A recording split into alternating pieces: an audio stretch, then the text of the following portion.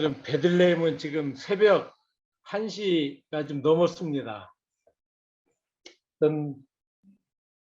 전 세계에서 흩어져서 살아가시는 귀한 우리 동역자님들과 함께 이게 말씀을 나눌 수 있는 은혜가 주어져서 참으로 감사하고 또 이 부족한 사람을 이렇게 불러주셔서 고맙습니다.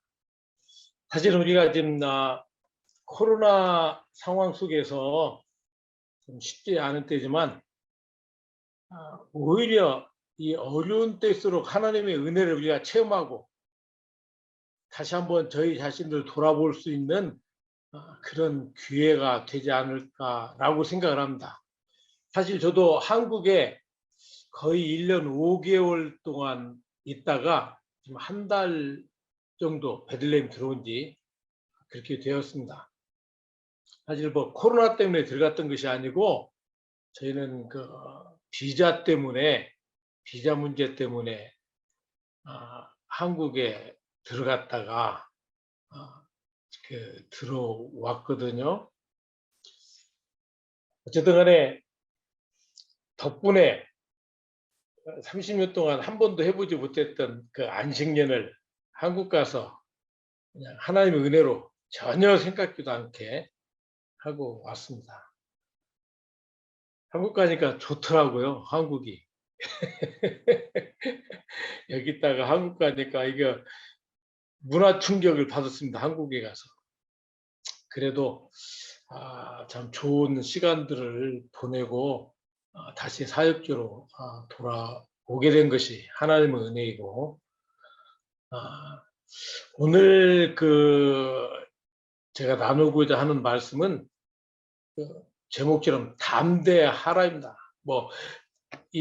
오늘 여호수아 1장 9절의 말씀 속에서 제가 어떤 말씀을 나눌 것인가에 대해서 다 이미 우리 선교사님들 머릿속에 다 이게 나와 있을 거라 생각을 합니다. 그럼에도 불구하고 이 여호수아가 모세의 뒤를 이어서 모압 평지에서 이제 이 리보산에서 가나안을 바라보면서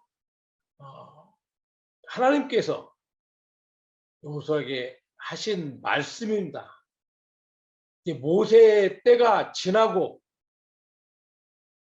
이제 여호수아의 새로운 시대로 새로운 지도자가 이스라엘을 이끌고 이제 가나안으로 들어가는 그러한 때에 하나님께서 여호수아에게 주신 말씀입니다. 우리가 모세를 통해서 하나님께서 이스라엘 백성들을 이끌어내셔서 광야에서의 40년 생활을 지나게 하셨습니다.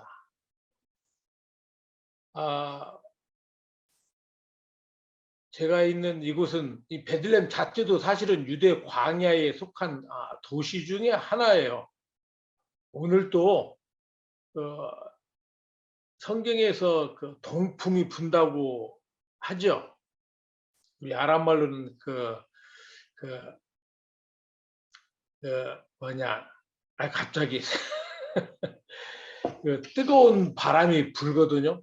사우디에서 불어오는 뜨거운 바람이 불어오는데 그때 많은 모래를 동반해서 옵니다. 눈 온 것처럼 뿌연합니다. 앞에 잘 안 보일 정도로. 40년의 그 광야 생활 속에서 참 쉽지 않은 그런 시간들을 보냈습니다. 잘 아시는 바와 같이 광야는 사람이 살 수 없는 그러한 곳입니다. 신명기에 보면 두렵고 무서운 곳이라고 말씀을 했던 곳이고, 일단은 사람이 살 수 없는 모든 조건을 갖춘 곳이 바로 이 광야입니다. 이 광야를 지나면서 우리는 두 부류의 사람들을 우리가 보게 됩니다.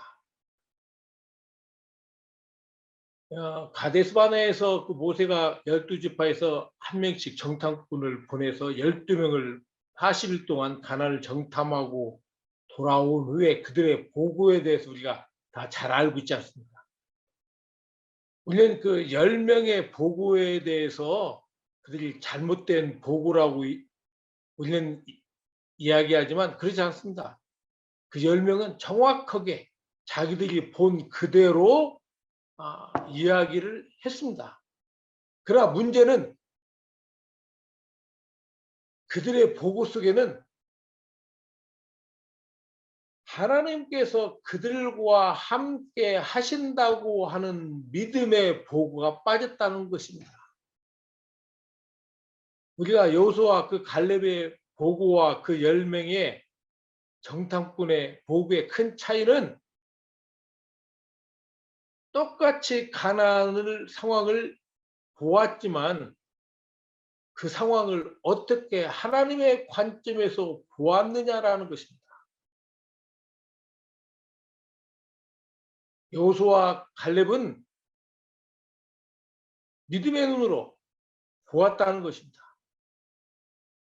애굽에서 그들을 이끌어내서 광야를 지나오면서 하나님께서 역사하셨던 모든 것들을 체험하고 보았던 그리고 느꼈던 그들이 앞으로 가나안을 향해서 가야 할 상황, 그 광야라는 곳에서 하나님께서 함께 하시고 그리고 이스라엘 민족을 지키시고 인도하실 것이라고는 그런 확신이 있었기 때문에 우리가 통계적으로 한 200만 정도가 우리가 나왔다고 보거든요. 그 200만 중에 물론 광야에서 태어난 사람 말고 9세대 중에 가나안에 들어간 사람은 딱 2명밖에 없습니다. 여호수아와 갈렙입니다. 그들은 믿음의 눈으로 보았고 하나님과 동행했기 때문에 그 힘들었던 그 광야를 지나서 가나안으로 들어갈 수가 있었던 것입니다. 저는 자주 광야를 갑니다.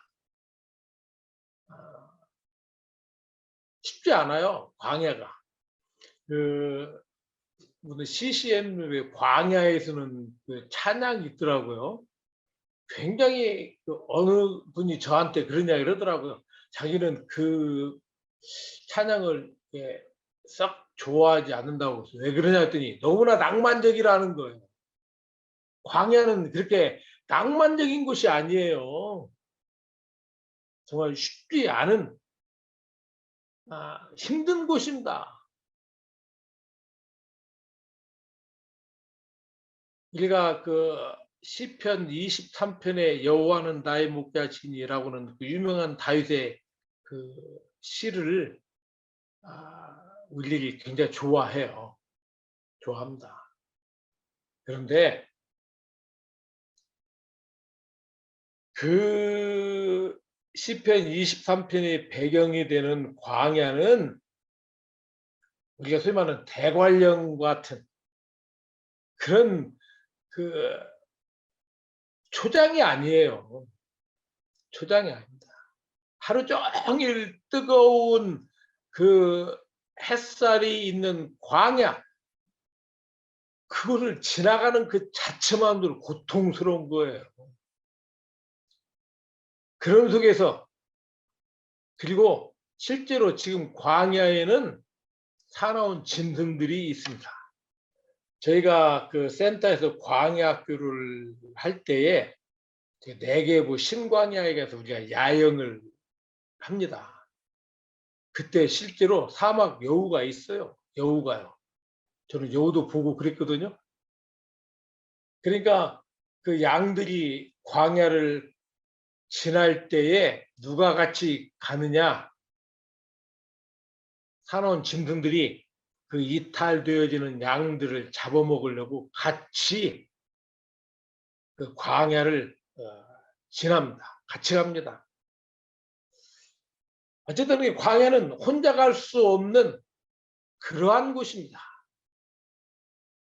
낮에는 대단히 뜨겁고 저녁에는 굉장히 춥습니다.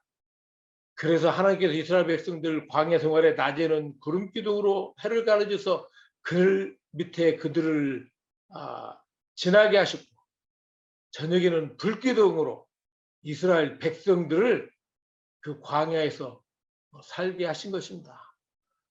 다시 말씀드린다면 사람이 살 수 없는 그 척박한 땅에서 인간의 노력과 내 힘으로는 도저히 살 수 없는 그 광야입니다. 하나님만이 우리를 살리시고 우리의 발걸음 인도하신다는 겁니다. 광야는 내가 아무것도 할 수 없다고 하나님 앞에 무릎 꿇고 내려놓을 때 하나님께서 살리시고 인도하시는 곳입니다. 그런 광야를 40년을 지났다고 생각해 보십시오. 그게 쉽지 않습니다. 그러면은 그 속에서 그 척박한 땅에서 인간들 중에 두 부류의 인간이 나오게 되어 있는 겁니다. 하나는 하나님의 은혜로 광야에서 우리가 살아간다는 것을 고백하면서 광야를 믿음으로 가는 부류가 있고, 고라 자손들처럼 날마다 불평하고 옷에 반기를 들고 그러다가 결국은 땅속으로 들어가는 그런 부류들이 있습니다. 어쨌든 간에 40년의 이 광야 생활을 마감하고 이제 새로운 시대에 여호수아의 시대가 열립니다. 40년 동안 모세 밑에서 지도자 수업을 받았던 여호수아였었지만 사실은 2인자로 있는 거고 이제 총체적인 책임을 지는 지도자의 역할은 또 다른 거라고 저는 생각을 합니다. 그 느보산에서 가나안을 바라보면서 여호수아가 무슨 생각을 했을까요? 가나안에는 이미 40년 전에 자기가 40일 동안 정탐했던 땅이었지만 그 땅에 사는 많은 원주민들, 안악자손도 있고 그냥 성도 높고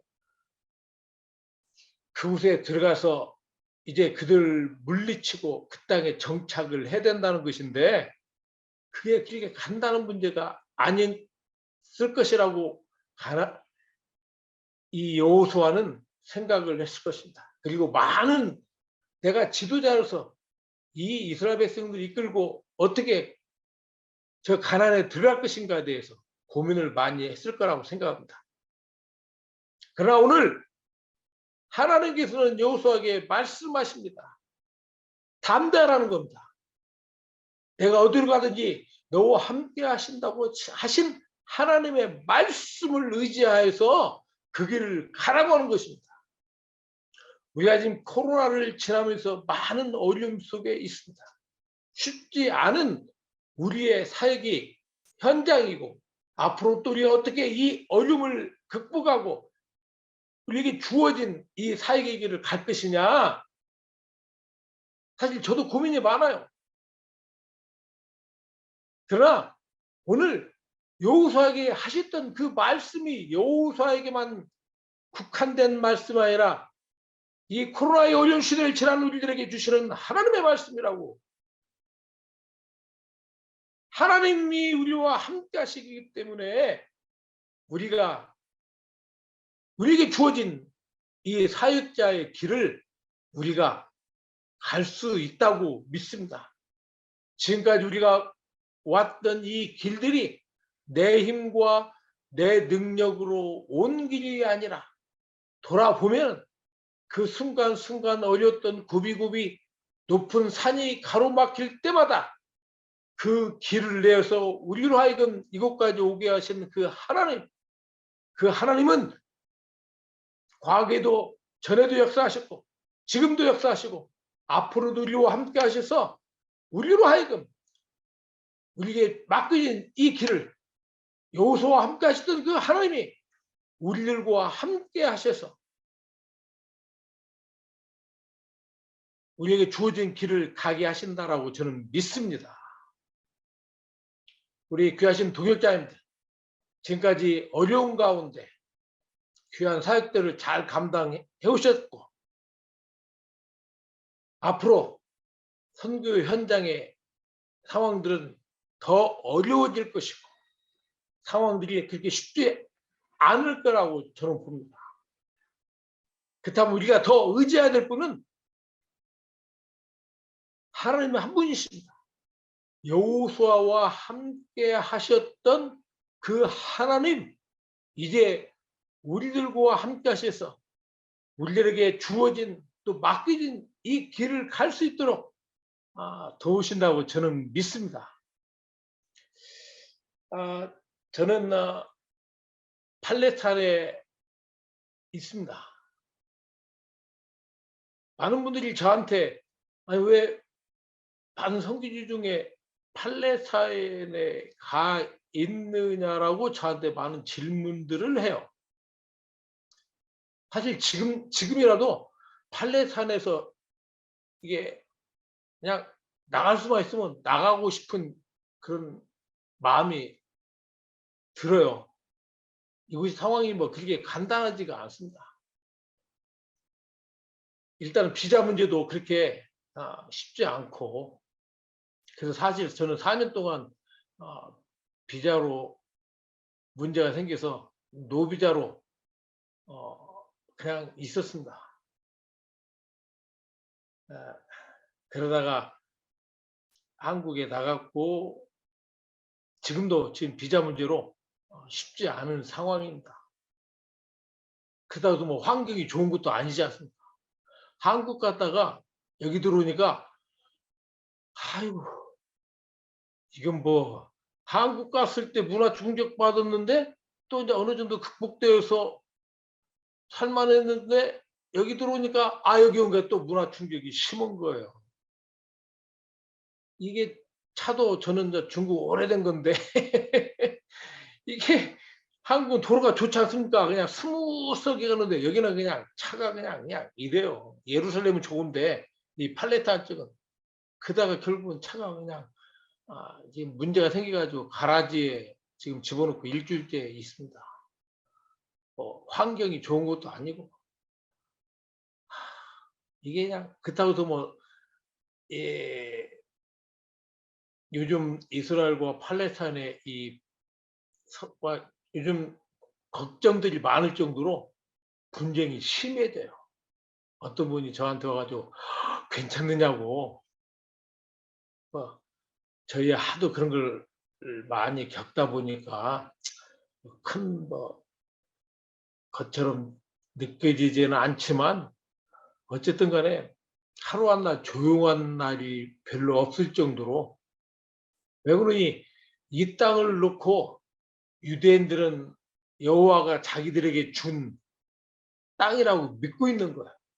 이 땅의 주인은 자기들 것이라고 믿고 있고, 또 무슬림들의 입장에서는 알라가 또 자기들에게 준 땅이라는 거야. 그래서 사실 예루살렘 때문에 아시겠지만 예루살렘은 유대교와 이슬람교와 기독교의 3대 종교의 대단히 중요한 성지지 않습니까? 그리고 그것이 다 자기들 거라고 주장을 하는 거예요. 유일신 사상을 가진 종교가 부딪히는 곳이기 때문에, 사실은 여러분 알겠지만 인류 역사에 있어서 가장 참혹하고 힘든 전쟁이 바로 종교전쟁입니다. 여기는 사실은 정치적인 그런 문제의 그 뿌리에는 결국 다 종교적인 것이 있기 때문에 이게 해결하기가 대단히 어려운 동네가 바로 이 동네입니다. 그렇다 보니 참 이 분쟁의 땅에서 선교사로서 살아간다는 것이 그렇게 만만치가 않습니다. 사실은 제가 가끔 그런 생각을 해요. 일제시대 때 우리 그 조선 땅에 오셨던 선교사님들이 심정이 어땠을까? 그때도 두 부류로 나눠지지 않았습니까? 선교사님들. 그냥 좋은 게 좋은 거라고 그 시대 상황 속에서 그냥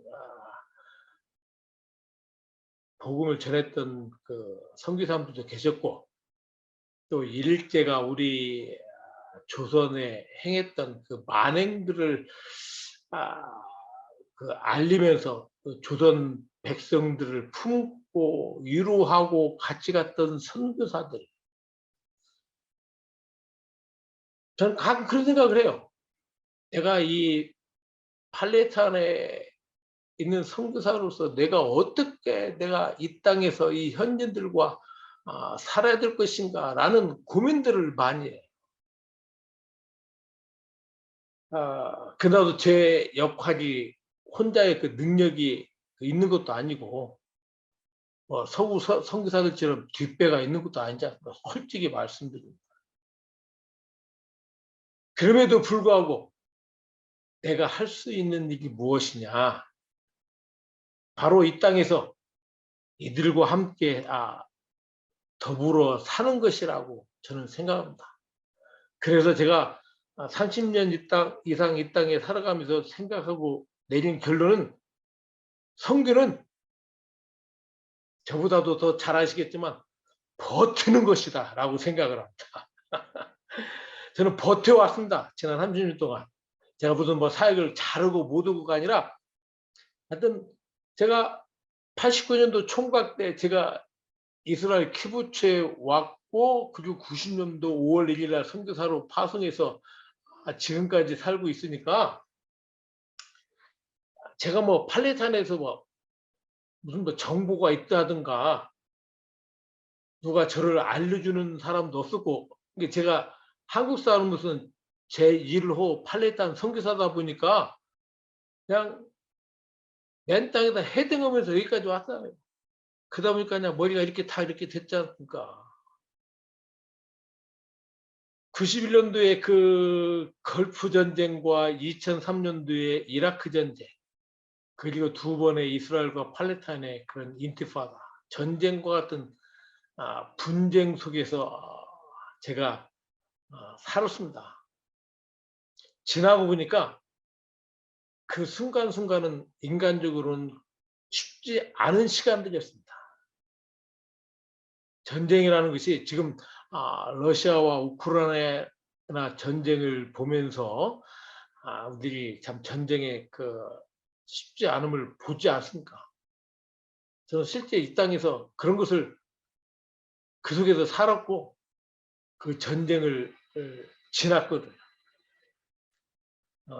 한 예로 91년도에 그 걸프 전쟁 초년병 때인데 많은 외국인들이 사역자들이 전쟁 때 다 많은 분들이 철수를 했어요. 잠시 전쟁을 피해서 피난을 갔는데 저는 뭐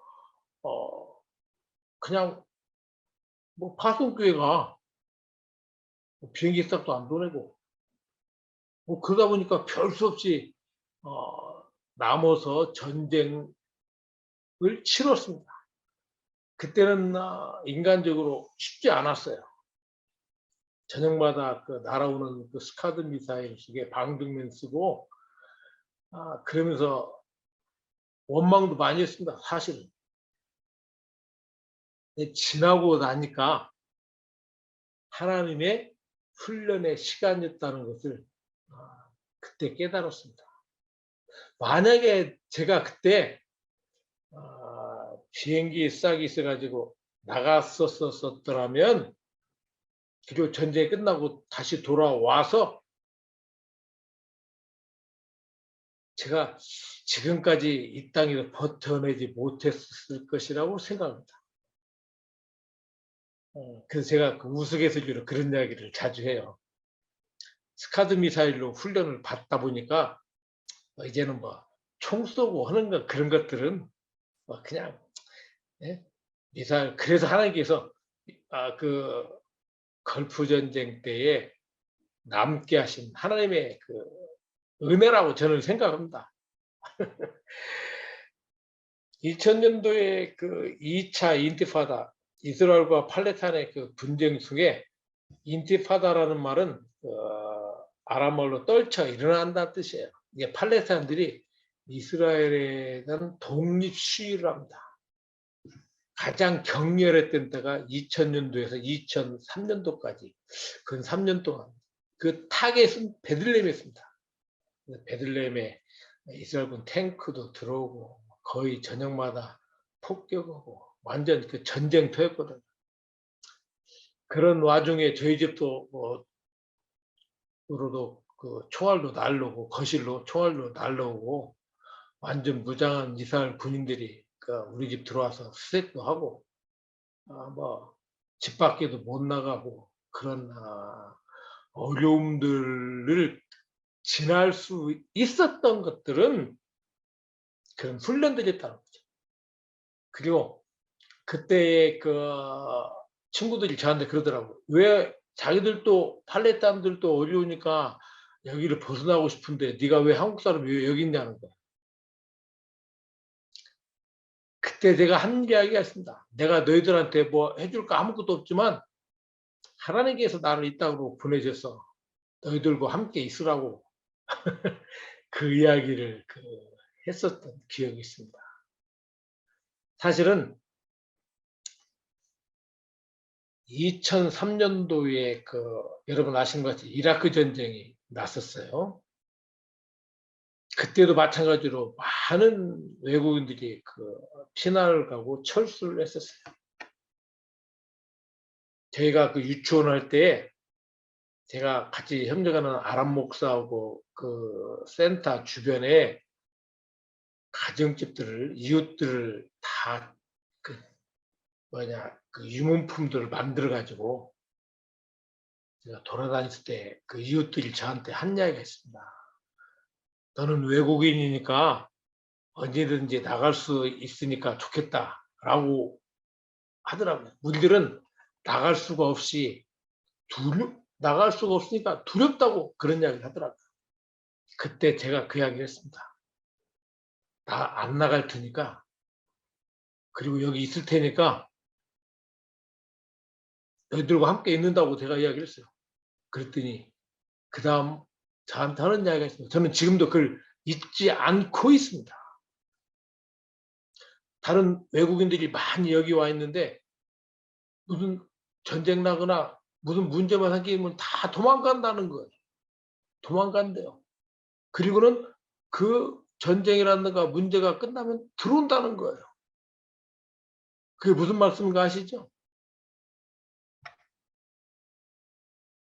선교는 그때 깨달은 게 있습니다. 현지인들의 마음을 얻는 게 선교라는 겁니다. 그리고 나서 그 전쟁이 한 달 이상 갔는데 저녁마다 이웃들이 우리 집에 저녁마다 아랍 음식을 해가지고 네가 어려운 가운데도 우리들과 함께 있다고 한다는 감사의 마음을 음식에 담아가지고 저희들한테 갖다 주었던 그 기억이 있습니다. 우리가 선교 현장에서 어렵고 힘든 때를 맞습니다. 당연합니다. 우리가 한국 사람이 이 타문화권에서 타민족하고 산다는 게 그렇게 간단하지가 않은 이야기예요. 당연히 어려움이 있습니다. 그러나 그 고통스럽고 힘든 그 어려움은 어려움으로 끝나지 않고 하나님께서 그 어려움을 통해서 우리를 훈련시키시고 연단시키셔서 우리에게 맡겨진 사명을 이루어 가기 위한 하나님의 은혜의 시간이라고 저는 믿습니다. 우리 선교사님들 현장에서 쉽지 않지만 저도 너무나 힘들어서 2번이나 보따리 싸들고 한국으로 들어가려고 했었어요. 너무나 힘들어서. 그따서 희망이 있는 것도 아니고 팔레스타인 선교에 관심이 있는 것도 아니고 솔직히 관심이 있어야 기도도 하고 재정도 오는 것인데 관심이 없어요. 단지 이스라엘 여기 이게 제가 있는 곳은 팔레스타인이고 아직까지 한국 사람들은 팔레스타인은 이해가 없어요. 주로 블레셋에 후손이라고 하는 그런 생각을 갖고 있기 때문에 아직도 한국교회는 세대주의적인 관점에서 이 땅을 바라보는 관점이 아직도 율법적이고 부학적인 관점에서 이 땅을 바라보기 때문에 이분법적으로 이 땅을 바라봅니다. 유대인은 선이고 팔레스타인은 악이라고 하는 그런 잘못된 생각을 가지고 있기 때문에 팔레스타인 선교는 애시당초 관심이 없습니다. 그러다 보니까 저에게는 배의 고통이 있습니다. 뭐냐? 한국교회와 성도들을 향하여 팔레스타인 지역도 선교지라고 하는 것을 이해를 시켜야 됩니다. 왜? 기본적으로 가지고 있는 사고는 팔레스타인 선교지가 아니고 그들은 이스라엘을 괴롭히는 구약의 블레셋의 후손이라고는 잘못된 사고를 갖고 있기 때문에 그렇습니다. 지금 이 땅에 살고 있는 팔레스타인은 구약의 블레셋과는 전혀 상관이 없는 족속임에도 불구하고 잘못된 사고를 가지고 이 땅을 바라보고 있다는 것입니다. 그래서 우리는 이 땅을 좀 바로 알고 제대로 보고하는 바른 시선을 갖도록 만들어야 될 책임이 저에게도 있다고 저는 생각을 합니다. 어쨌든 간에 팔레스타인도 선교지고 그들도 주의 형상 따라 지음받은 우리와 똑같이 구원받아야 될 존재라고 하는 것을 이해를 시켜야만 그리고 나서 팔레스타인 선교에 관심을 갖게 만드는. 그래도 제가 처음 왔을 때 지금은 그래도 조금씩 관심들을 갖기 시작을 했고, 그래서 이 보아스의 뜰에 하나님의 놀라운 역사 센터가 세워지게 된 것이라고 저는 믿습니다. 정말로 하나님이 원하시는 선교가 무엇인가에 대해서는 우리 동역자분들이 다들 바로 알고 계시기 때문에 제가 주제넘게 다시 말씀을 드릴 수는 않겠지만, 저의 이 팔레스타인 쪽에서 살아온 경험으로 봤을 때, 하여튼 현지인들과 함께 웃고 우는 것, 그들 속에 들어가서 그들과 함께 친구가 되는 것, 그리고 그들이 저를 인정해 줘야 돼요. 한국 사람이 왜 여기 와서 뭐 하는 것인가? 왜 왔는가? 저는 그런 질문을 자주 해요. 최근에도 어떤 사람이 현지인이 저한테 왜 여기 왔냐는 거예요. 그들의 질문에 제가 제 삶을 통해서 그들이 저를 바로 보고 이해할 수 있도록 만드는 것, 저는 그렇게 생각을 합니다.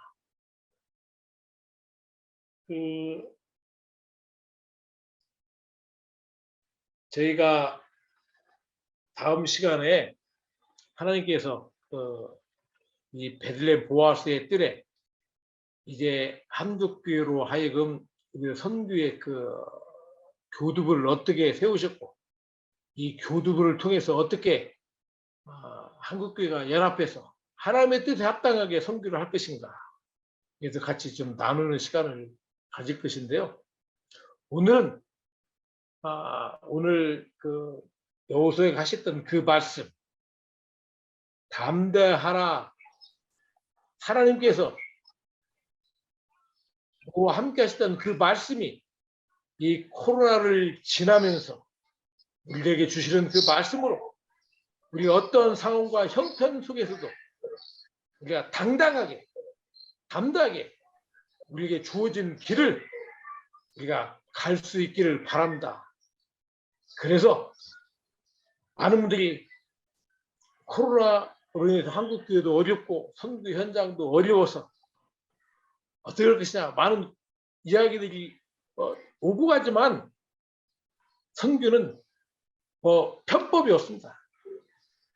그냥 하나님의 주신 말씀 따라 앞으로 그냥 무조건 전진할 수밖에 없습니다. 다른 특별한 방법이 없어요.